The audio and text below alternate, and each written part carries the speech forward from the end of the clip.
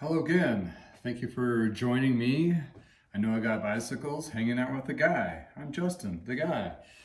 Hey, today we're going to talk about cyclocross bikes and then the transition to gravel bikes. Are they the same, different, indifferent, otherwise confusing? Yes, all of them above. Anyway, cyclocross has been around for a long time. Cyclocross is a sport that transpired from road racing specifically a little after the turn of the century, I believe. Don't quote me on the dates or the years, but over about 100 years ago, road season went way into the fall. And when the fall temperatures back then, would be colder sometimes. I don't know, I believe it was in the European market, where they were racing in the late or beginning fall and the temperatures would drop, and this would drop, close to freezing, right? And road racers and competitors, even today, they will just go, go, go, go. Well, what was happening is they would start freezing their fingers and toes literally off. So the race organizations at the time decided oh, we need to get these people off the bike for a section to warm back up to get back on the bike so they don't lose any more fingers and toes. So that's where cyclocross became and evolved into a race of what we know currently today is a circuit race, usually timed out. I think it is like around 30 minutes or so.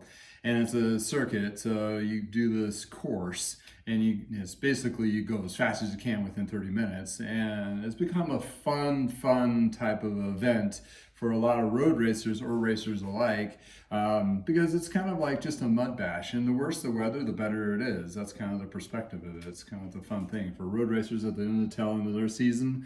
And it's just like fun. And it kind of crosses over into the mountain bike kind of circuit. But anyway, that's where the bikes evolved from in the 90s into the early 2000s.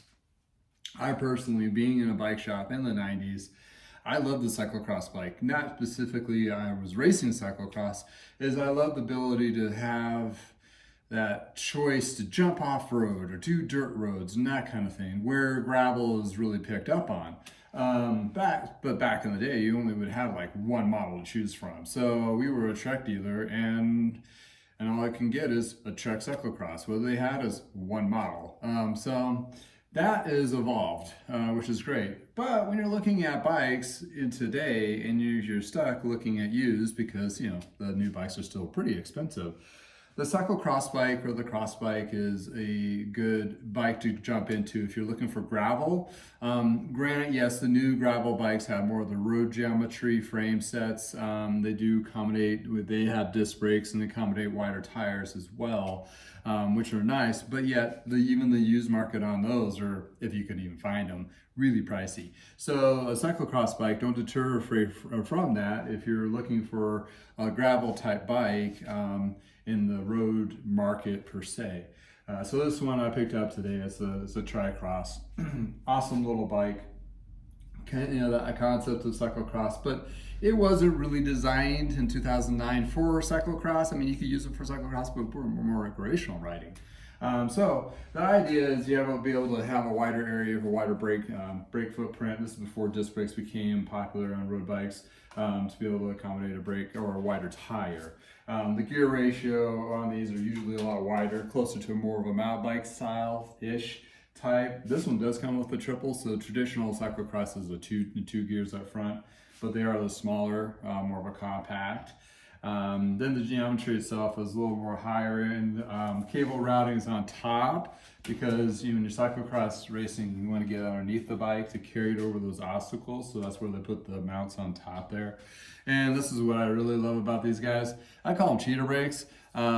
These are a little actually little old school 10 speed. They have little cheetah brakes. This is that kind of concept, but more new. I love these on all my bikes because when I'm bike paths or whatever, just you just feather your brakes here when you go into turns and so forth without having to go down into your hoods, which is really nice too.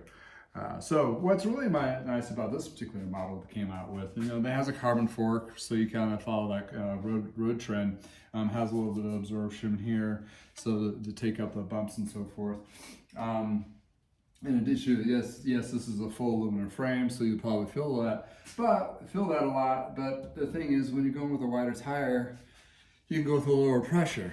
Lower pressure gives you more of a cushion than the actual tire itself. Even though this is a road, it is a road standard wheel sizing and so forth.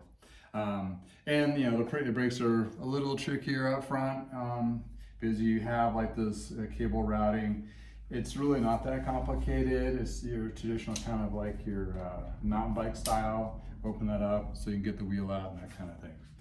So this guy is really in good shape. I'm gonna have it cleaned up today. I think they replaced the chain and the tube and bar tape, that kind of thing. But when you're looking at the cyclocross versus gravel bikes, there is a little bit of difference, but for the novice, entry-level road rider, or someone that's been road riding for a while, just wants to have another bike but can't really afford the gravel, if you see a cyclocross bike, that's perfect. And these guys are workhorses. It'll take a beating. I have a Pop Rod Le Mans. That's what I ride. That thing is great. It's awesome.